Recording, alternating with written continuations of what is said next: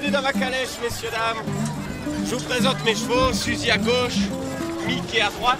Ce sont des chevaux de trait, forcément, puisque les bâtiments sont à 1300 mètres. Et nous, on va monter tout là-haut à 1460. Donc avec des grosses calèches comme ça, vous imaginez. Est-ce qu'il y a encore à Pologne, il y a des tas sauvages? C'est une très bonne question. Oh, oh. Oui. Des bisons, on en trouve à l'état sauvage, Pologne, Biélorussie, Russie et dans le Caucase. Il y a 1500 bisons européens à l'état sauvage et il y en a 3500 sur la planète. Il n'y en a pas beaucoup. Il faut continuer à les mettre dans les réserves, à les protéger. C'est le plus grand mammifère terrestre de notre continent. Je dis bien mammifère sauvage. Nous sommes dans la réserve des bisons d'Europe, à Sainte-Eulalie, donc en Lozère.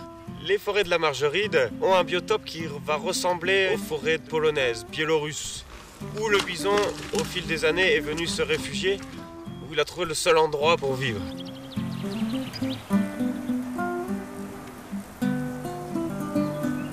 Nous avons un effectif d'une quarantaine de bêtes. Alors, on va s'approcher des premiers bisons.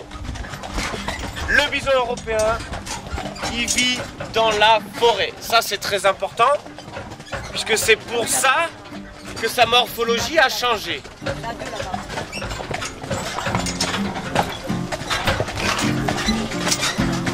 Ouais, on va aller les voir là tout à l'heure.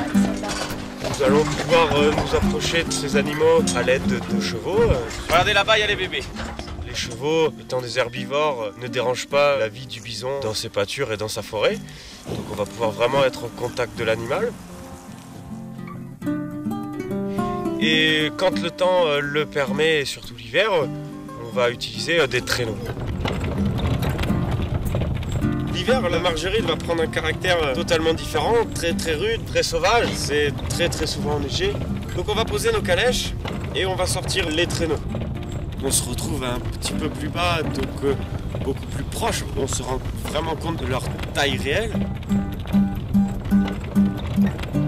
Les traîneaux, c'est une activité, la visite un petit peu magique qui va très bien se relier aux périodes de Noël.